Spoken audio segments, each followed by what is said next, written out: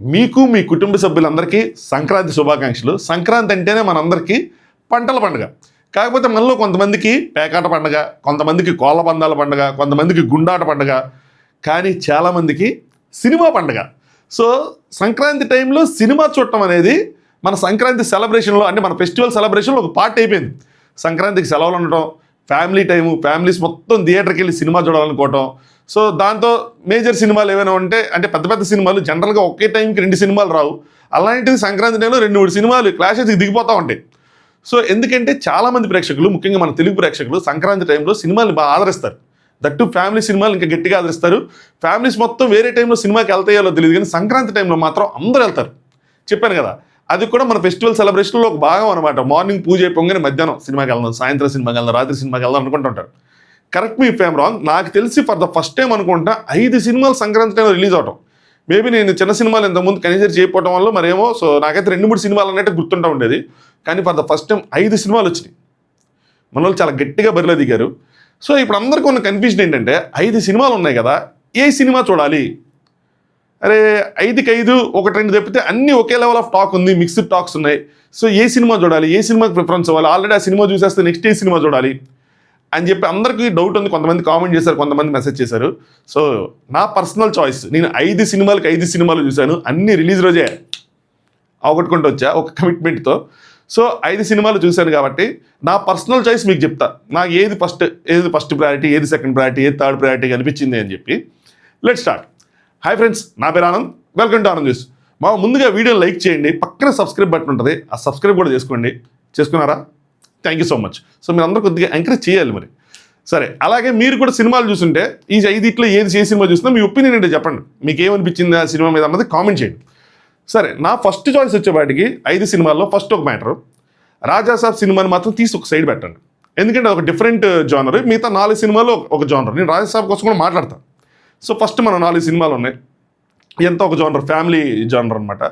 అయితే ఇందులో నా ఫస్ట్ చాయిస్ వచ్చేపాటికి చిరంజీవి గారి సినిమా, శంకర్ వరప్రసాద్ గారు. ఈ సీజన్లో నాకు మోస్ట్ డిఫికల్ట్ అయిన విషయం ఏంటంటే టైటిల్స్ గుర్తుంచుకోవటం. ఏంది ప్రతి సినిమాకి అంతాడంత పొడవైన టైటిల్స్ పెట్టారు. మన శంకర్ వరప్రసాద్ గారు సంక్రాంతికి వస్తున్నారు. సో ఇది చిరంజీవి గారి సినిమా. నా ఫస్ట్ చాయిస్ వచ్చేపాటికి చిరంజీవి గారి cinema. So throughout the movie, అంటే స్టోరీ అంతా తెలిసిందైనా సరే, త్రూఅవుట్ ద మూవీ ఒక ఎంటర్టైన్మెంట్ ఉంటుంది. ఇక్కడ ఒక పాయింట్ ఏంటంటే ఎక్స్పెక్టేషన్స్. యాక్చువల్గా ఇది చాలా కీ రోల్ పోషిస్తుంది మన సినిమా చూసే విధానంలో. ఈ సినిమాకి వెళ్ళే ముందు నాకు ఈ సినిమా మీద చాలా అంటే చాలా లీస్ట్ ఎక్స్పెక్టేషన్స్ ఉండే.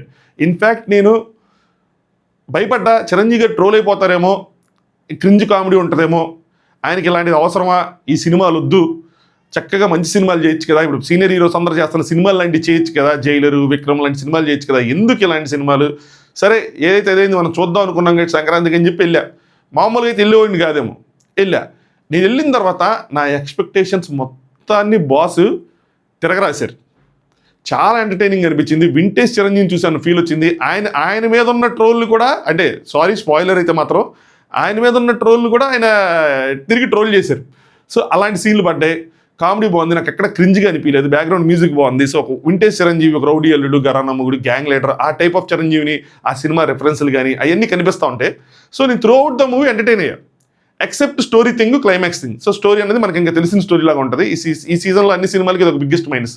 స్టోరీ మనకు తెలిసిన స్టోరీయే, నెక్స్ట్ ఏం జరిగిద్దాం మనం ప్రెడిక్ట్ చేసుకుంటూ వెళ్ళిపోవచ్చు. సో క్లైమాక్స్ కూడా అంత నాకు అనిపించలేదు. బట్ ఓవరాల్ కంపారిటివ్లీ ఇదంతా కంపారిజన్ భయ్యా. సో ఎందుకు కంపేర్ చేస్తున్నాను అనొద్దు, ఎందుకంటే చాయిస్ చెప్తున్నాం కాబట్టి. సో ఓవరాల్గా చూసుకుంటే నాకైతే మాత్రం బాగుంది, నా ఫస్ట్ ప్రయారిటీ అవుతుంది. ఇప్పుడు నేను చెప్పాను కాబట్టి మీ ఎక్స్పెక్టేషన్స్ పెంచుకొని మీరు వెళ్తే మీకు మళ్ళీ నచ్చకపోవచ్చు, నేను చెప్పినంత విధంగా అనిపించకపోవచ్చు. అదే జరిగింది యాక్చువల్గా. ఎందుకు చెప్తానంటే నాతో పాటు సినిమా చూస్తున్న అందరూ మేము ఎంత ఎక్స్పెక్ట్ చేయలేదు, మాకు బాగా నచ్చింది, సూపర్ బ్లాక్ బస్టర్ అని చెప్పి వచ్చేసింది. నా రివ్యూ చేసి వెళ్ళిన ఒకళ్ళిద్దరు భయ్యా మీరు చెప్పినంత ఏం అనిపించలేదు భయ్యా వాళ్ళకి అనిపించింది, ఎందుకంటే ఎక్స్పెక్టేషన్స్ పెరిగిపోయింది. సో వాటిని లీస్ట్గా ఉంచుకుంటే కనుక, నార్మల్గా ఉంచుకుంటే కనుక మీకు కూడా ఒక మంచి చాయిస్ అవుతుంది. ఇది నా ఫస్ట్ చాయిస్. నా సెకండ్ చాయిస్ వచ్చేప్పటికి ఇక్కడ 2 సినిమాలు పోటీ పడతాయి. 2 సేమ్, నా పాయింట్తో సేమ్ రేటింగ్ ఉన్నాయి. ఏంటి అంటే, ఒకటి నారీ నారీ నడుమమ్ము రారి, శర్వానంద్ గారి సినిమా. రెండోది వచ్చేప్పటికి అనగనగా ఒక రాజు, నవీన్ పొలిశెట్టి సినిమా. సో ఈ 2 సినిమాలు కూడా సెకండ్ ప్లేస్కి పోటీ పడుతున్నాయి. నవీన్ పొలిశెట్టి సినిమా వచ్చేపాటికి ఫస్ట్ హాఫ్ 50 యావరేజ్గా, సెకండ్ హాఫ్ 50 యావరేజ్గా, సో ఒకే లెవెల్, ఒకటే ఇదే వెళ్ళిపోతుంది. కాకపోతే తెలిసిన స్టోరీ, వెరీ మచ్ తెలిసిన స్టోరీ. లాస్ట్లో ఒక చిన్న ఎమోషనల్ ట్విస్ట్ తప్పితే మిగతాదంతా సేమ్ ఉంటుంది. నారి నారి నరుమమురారి సినిమా వచ్చేప్పటికి ఏంటంటే ఫస్ట్ హాఫ్ కొంచెం స్లో ఉంటుంది, average first half, second half super hit. Second half చాలా ఎంటర్టైనింగ్గా ఉంటుంది. కాకపోతే ఈ స్టోరీలో కొన్ని పాయింట్స్ తెలిసినవైనా కొంత మనం ప్రెడిక్ట్ చేయగలన, కొన్ని తెలియని పాయింట్స్, కొంచెం కొత్తదనం ఉంటుంది స్టోరీకి. ఇది ప్లస్. సో స్టోరీ యాక్చువల్గా ఈ సినిమాకి ప్లస్. ఇంకా హీరో ఎనర్జీస్, ఆ డైలాగ్స్ ఇవన్నీ చాలా కామన్గా ఉంటాయి. కాకపోతే నేను ఒక సినిమాని ఎంచుకోవాలి సెకండ్ ప్రయారిటీగా అంటే నా చాయిస్ వచ్చేపాటికి నారి నారి నడుమమురారే. ఈవెన్ ఫస్ట్ హాఫ్ కొంచెం స్లోగా ఉన్నా సెకండ్ హాఫ్ మాత్రం బాగా ఎంటర్టైన్ అయ్యాయి. ఇది వచ్చేపాటికి ఒక ఫ్రీక్వెన్సీలో వెళ్తూ ఉంటుంది. సెకండ్ హాఫ్ ఒక ఎపిసోడ్ వల్ల కొద్దిగా స్లోగా అనిపిస్తుంది, అదొకటే. సో మిగతాదంతా స్టోరీ అంతా మనకి ఇదైతే మొత్తం తెలిసిన స్టోరీ, అది కొంచెం 2 పాయింట్లు ఎక్స్ట్రాగా ఉంటాయి కాబట్టి కొంచెం ఎంగేజింగ్ అనిపించింది. సో నా సెకండ్ చాయిస్ వచ్చేపాటికి నారి నారి నడుమమురారి.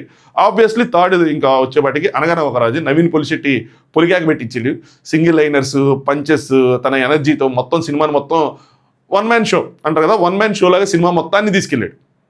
సో నా థర్డ్ చాయిస్ వచ్చేపాటికి ఆబ్వియస్లీ అనగనగా ఒక రాజు. సో ఆ సినిమా అనమాట. 3 4 వచ్చేపాటికి రవితేజ గారి సినిమా భర్త మహాశైలికి విజ్ఞప్తి. యాక్చువల్గా ఈ సినిమాలో రవితేజ అన్న ఎనర్జీ చాలా ఉంటుంది, చాలా వర్క్ చేశాడు సినిమా మీద, చాలా బాగుంటుంది, చాలా ఎంటర్టైనింగ్గా ఉంటుంది, అన్నీ బాగుంటాయి. కాకపోతే మేజర్ డ్రాబ్యాక్ వచ్చేప్పటికి ఏంటంటే సినిమా స్టోరీ లైన్ చాలా చిన్నది. స్టోరీ లైన్ చిన్నదని కాదు, స్టోరీ కూడా చిన్నదే, సాగదీసిన ఫీలింగ్ వస్తుంది. అండ్ మోస్ట్ ఇంపార్టెంట్ థింగ్, అన్ని సినిమాలతో ఈ 4 సినిమాలతో కంపేర్ చేసుకుంటే వరస్ట్ క్లైమాక్స్. ఆ క్లైమాక్స్ మరీ తూచిగా ఉంటుంది. బట్ ఎక్సెప్ట్ క్లైమాక్స్ తీసుకుంటే రవితేజ అన్న పర్ఫార్మెన్స్ కానీ మొత్తం కామెడీకి వైపోతాం. సెకండ్ హాఫ్లో ఒక మంచి డీజే సాంగులు, మంచి మంచి ఎపిసోడ్స్. సో సెకండ్ హాఫ్ చాలా అంటే చాలా ఎంటర్టైనింగ్ ఉంటుంది. ఫస్ట్ హాఫ్ కూడా కొద్దిగా ఎంటర్టైనింగ్గానే ఉంటుంది. సో నెక్స్ట్ చాయిస్ వచ్చేప్పటికి నాకు రవితేజ అన్న సినిమా భర్త మహాశైలికి విజ్ఞప్తి. ఇందులో ఈ 4 సినిమాల్లో ఏది చూడకూడని సినిమా కాదు, ఏది ఫ్లాప్ సినిమా కాదు, ఏది డిజాస్టర్ సినిమా కాదు.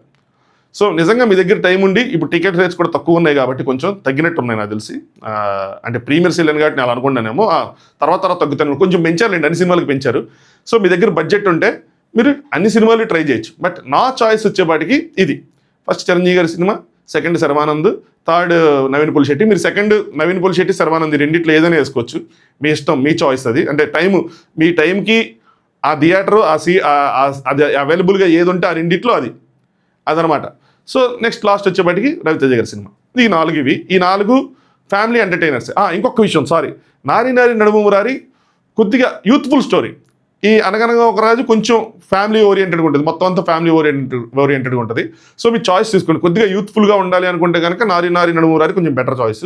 లేదు ఫ్యామిలీ కంప్లీట్ అంటే ఇది కూడా ఫ్యామిలీ ఇన్వాల్వ్ అయిన స్టోరీయే, ఇది ఎండ్ ఫ్యామిలీ ఉండాలి అనుకుంటే కనుక మీరు అనగనగా ఒక రాజు. సో ఆ రెండిట్లో ఏదో అయినా సరే ఓకేనే. కాకపోతే కొంచెం సెకండ్ హాఫ్ వచ్చేప్పటికి నారి నడుమమురారి కొంచెం ఇదిగా ఉంటుంది కాబట్టి నా చాయిస్ అదనమాట సెకండ్ అది. అయితే ఇప్పుడు వచ్చేప్పటికి రాజ్సాబ్. ఇవన్నీ ఒక టైప్ ఆఫ్ జోనర్స్ అయితే రాజ్సాబ్ కొంచెం డిఫరెంట్ జోనర్. ఇందులో 2-3 జోనర్స్ మిక్స్ చేసి మిక్సీలో కొట్టినట్టు ఉంటుంది. ఈ సినిమా నేను ఫస్ట్ డే 1 అదే ప్రీమియరే చూశాను. నాకు డిసప్పాయింటింగ్గా అనిపించింది ఏంటి అంటే ట్రైలర్లో ఉన్న సీన్స్ లేకపోవడం. మేజర్గా ట్రైలర్లో అట్రాక్టివ్గా ఉన్న ఓల్డ్ గెటప్ ఇవన్నీ. బట్ ఇప్పుడు యాడ్ చేశారు. యాడ్ చేసిన తర్వాత అన్ఫార్చునేట్లీ సినిమా చూడలేకపోయా. ఎక్కడ చూస్తాం, ఎక్కడ కుదురుతుంది? ఒకటేమో దానికి 1000 రూపాయలు పెట్టి చూసి యాక్చువల్ డబ్బులు తీసి పక్కన పెట్టేసిన, టైం లేదు, మిగతా 4 సినిమాలు చూసుకుంటా వచ్చా. సో రోజుకోటి ఒక రోజు నేనైతే 2 సినిమాలు చూడాలి, ఉదయం ఒకటి, మళ్ళీ అర్ధరాత్రి ఒకటి చూడాల్సి వచ్చింది. సో టైం కుదరలా. కానీ డిఫరెంట్ జోనర్. డిజాస్టర్స్ మూవీ అయితే మాత్రం కాదు, కొంచెం కొత్తగా ట్రై చేశారు. అలాగే నేను సినిమా చూసి వచ్చి నాకు ఇలా అనిపించింది. అంత కొన్ని కామెంట్లు కూడా చూశాను, నీకు అర్థం కాలేదు అది అని చెప్పి. భయ్య అక్కడ అర్థం కాకపోవడానికి అదేమి ఇన్సెప్షన్, ఇంటర్స్టెల్లర్ కాదు, సరేనా, నార్మల్ మూవీయే. జస్ట్ అంటే ఒక సైన్స్ని నెక్స్ట్ ఈ హారర్ని అంటే దయ్యాన్ని సైన్స్ని మిక్స్ చేసిన ఇది. నేను ఎంత ఇదిగా ఇప్పుడు ఎక్స్ప్లెయిన్ చేయను, కానీ తర్వాత ఎప్పుడైనా మాట్లాడుకుందాం. మీకు ఫ్యామిలీ ఎంటర్టైనర్ కాకుండా ఒక డిఫరెంట్ జోనర్ చూడాలి అని అనుకుంటే ఖచ్చితంగా మీకు రాజ్సాబ్ కూడా బెటర్ చాయిస్ అవుతుంది. అంటే ఫ్యామిలీ ఎంటర్టైనర్స్ కాకుండా చూద్దాము, ఫ్యామిలీ కాదు నేను విడిగా వెళ్తున్నాను, లేదంటే యూత్ ఏదైనా చూద్దాం అనుకుంటే, పెద్ద సినిమా చూద్దాం అనుకుంటే ప్రభాస్ అన్న సినిమా మీరు ట్రై చేయొచ్చు. మీకు బోర్ కొట్టదు సినిమా, డిజాస్టర్స్గా ఏమి అనిపించదు, చూడొచ్చు, మీరు ఎంజాయ్ చేస్తారు. ఫ్లాప్ సినిమా అయితే మాత్రం కాదు, మంచి సినిమానే. కానీ ఎక్స్పెక్టేషన్స్ కొద్దిగా లోగా పెట్టుకోండి. ఆల్రెడీ ఆబ్వియస్లీ కొంచెం మిక్స్డ్ టాక్ వచ్చింది కాబట్టి మీ ఎక్స్పెక్టేషన్స్ లోగా ఉంటాయి. అలాగే మీకు అర్థం కాదేమో అన్న ఫీలింగ్ ఏమొద్దు, అర్థమవుతుంది సినిమా. మీ లోపలికి ఎంత సినిమా అర్థమవుతుంది. ప్రభాస్ అన్న పర్ఫార్మెన్స్ కూడా లాస్ట్లో కొంచెం పీక్స్లో ఉంటుంది, అంతా బాగుంటుంది. ఓన్లీ థింగ్ నేను ఆ ఓల్డ్ సీన్ చూడలేదు కాబట్టి నేను ఎక్కువ ఇంకా దాన్ని ఇచ్చేయలేను. కానీ బట్ ఆ ఓల్డ్ సీన్ గెటప్ అన్ని యాడ్ చేసిన తర్వాత సినిమా ఇంకొంచెం బాగుందని చెప్పి కొంతమంది చెప్పారు. సో మీరు కనుక ఫ్యామిలీ ఎంటర్టైనర్స్ కాదు, నేను బెటర్ చాయిస్ తీసుకుందాము అని అనుకుంటున్నాను అనుకుంటే కనుక మీరు రాజ్సాబ్కి వెళ్ళొచ్చు. అది అందుకోసం చెప్పి నేను దాంట్లో కలపల, నేను దాంట్లో రేటింగ్లో పెట్టి దాన్ని 5th ప్లేస్లో పెట్టాలి, నా చాయిస్ ఇది అని చెప్పాలనుకోవాలి. అవన్నీ ఒక జోనర్కి సంబంధించింది, డిఫరెంట్ జోనర్. ఇంకొక విషయం చెప్తాను చూడండి. సో ఇప్పుడు ఇది ఆర్డర్.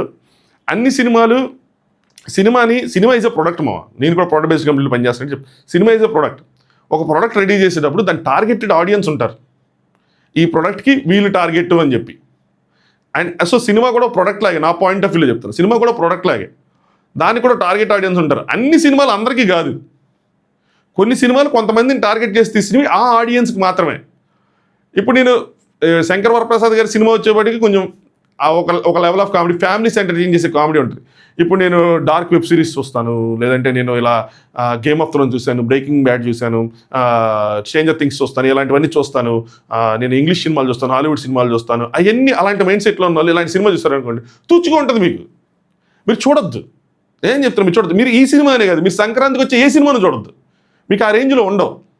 నేనే చెప్తున్నా, గన్ను కాల్చేటప్పుడు చెయ్యి వనక్కూడదు, లేదంటే రాడ్ రెడ్డిగా అయిపోవాలి, అలాంటి పాయింట్ చెప్పడం. లేదంటే మీరు ఇలా తల్లి సైడ్ వాళ్ళని ఎక్కిరిస్తున్నారనో, తండ్రి సైడ్ వాళ్ళని ఎక్కిరిస్తున్నారనో, లేదంటే హస్బెండ్కి ఇట్లా ఎక్స్ట్రా మ్యారిటల్ అఫైర్ ఉండటమనో, ఇలాంటి లాజిక్స్ పెట్టుకున్నారనుకోండి, మీరు ఏ సినిమాలు చూడలేరు. మీకు ఈ సినిమాలు కాదు, మీకు ఈ డిజాస్టర్స్ కనిపిస్తాయి, మీకు ఈ ఫ్లాప్ మూవీస్ కనిపిస్తాయి, అసలు మీనింగ్లెస్ మూవీస్ కనిపిస్తాయి. మళ్ళీ నేను దాన్ని పట్టుకొని ఇప్పుడు అంటే కొన్ని కామెంట్స్ అలాంటివి చూశాను, దాన్ని పట్టుకొని మీకు ఎక్స్ప్లెయిన్ చేస్తా. ఇప్పుడు చిరంజీవి గారు అలా ట్రీట్ చేయలేదు, తర్వాత ఆయన దానివల్ల కదా ఇబ్బంది పడ్డారు, అది అని చెప్పి అవన్నీ దాంట్లో డీటెయిల్కి వెళ్ళి అనుకోండి, చండాలంగా ఉంటుంది. మీ మైండ్ సెట్, మీ ఎక్స్పెక్టేషన్స్ ఆ రేంజ్లో ఉంటే మీరు తెలుగు సినిమాలు ఈ సంక్రాంతి, అట్లీస్ట్ ఈ సంక్రాంతికి వచ్చిన సినిమాలన్నింటినీ మీరు అవాయిడ్ చేసేయచ్చు. మీరు మళ్ళీ ఆ గేమ్ ఆఫ్ థ్రోన్స్ అంటే నేను చూసినవి, మీరు ఇంటర్స్టెల్లార్, ఇన్సెప్షన్ అవన్నీ మీరు చూసుకోవచ్చు. మనం ఏంటి అంటే ఒక తెలుగు సినిమా చూస్తున్నాం, ఒక ఎక్స్పెక్టేషన్ మనకి ఉండాలి. మన అంటే ట్రైలర్లు, టీజర్లు ఎన్ని వచ్చేది దానికోసమే, మన ఎక్స్పెక్టేషన్స్ క్రియేట్ చేయడం కోసమే. నేను ఏం చూడబోతున్నాను అన్నది నేను అదే చూపిస్తాను. డైరెక్టర్ ఆ ఉద్దేశంతో తీసుకుంటే నేను ఆ విధంగా చూస్తే నాకు బాగానే అనిపిస్తుంది. అంటే అలా కూడా లేకపోతే అప్పుడు మనకి ఫ్లాప్. అలా ఉంది అనుకుంటే కనుక ఓకే. లేదు నేను ఆ సినిమాలు చూసి వచ్చి నేను ఈ సినిమాలు చూస్తాను అట్లా ఉండాలి అనుకుంటే మాత్రం అట్లా ఉండవు. మీరు అవి చూసి డిసప్పాయింట్ అయ్యి ఏంది తెలుగు సినిమాని ఎక్కడికో తీసుకెళ్దాం అనుకుంటున్నాను, తెలుగు సినిమా మాత్రం ఎక్కడికి రావట్లేదు, అక్కడే ఉండిపోతుంది అని చెప్పి పరిశ్రమను ఉద్ధరించే వల్ల మాట్లాడితే మాత్రం మనం ఏం చేయలేము. సో ఇది కొంతమంది ఆడియన్స్ని, ఒక ఫ్యామిలీ ఆడియన్స్ని, అంటే సంక్రాంతికి వస్తుంది కాబట్టి ఆ టైము ఆ ఫేజ్ పెట్టుకొని ఆ సంక్రాంతికి వచ్చే ఆడియన్స్ని టార్గెట్ చేసుకుంటే, ఫ్యామిలీస్ని టార్గెట్ చేసుకుంటే తీసిన సినిమాలు మోస్ట్లీ. సో ఇవి వాళ్ళు ఎంటర్టైన్ అయ్యారా లేదా, వాళ్ళు థియేటర్కి రప్పించగలిగామా లేదా, వాళ్ళు ఎంటర్టైన్ చేయగలిగామా లేదా, అక్కడి నుంచి బిజినెస్ చేయగలిగామా లేదా అన్నది ఆ ప్రొడక్ట్ కాన్సెప్ట్. మీరు వేరే వాటితో కంపేర్ చేసుకుంటా, అందులో లాజిక్స్ని ఎతుకుతా, దాంట్లో ఏలు పెడితే ఇంకేం చేయలేము. సో అలాంటప్పుడు మీరు చూడటం వేస్టే. సరేనా, వెళ్ళాం ఏదో సినిమాలో చూసాం అనుకుంటే ఓకే. హస్బెండ్ ఏంటి వేరే వాళ్ళతో రాంగ్ రిలేషన్షిప్ ఏంటి, ఇలాంటి సినిమాలు ఎలా తీస్తారు, ఇలాంటి పాయింట్స్ తీసుకొచ్చారు అనుకోండి, అది సినిమా. రియల్ లైఫ్లో కూడా కొంతమంది జరుగుతూ ఉంటుంది, కానీ రియలైజేషన్ లేదు హీరోకి, అవన్నీ అనుకుంటే ఇంకా కష్టమైపోతుంది. సినిమాలో చూసి ఎంటర్టైన్ నవ్వుకున్నాం అంతే, అంతవరకు. ఏదైనా మంచిది ఏదైనా ఉంటే నేర్చుకోవడం, చెడు అక్కడ ఉంటే వదిలేయటం. పుష్ప సినిమా చూసి దొంగతనాలు చేసేస్తాం, వేరే సినిమా చూసి బ్యాంక్ రాబరీలు చేసేస్తాం అనుకుంటే మాత్రం ఏం చేయలేం.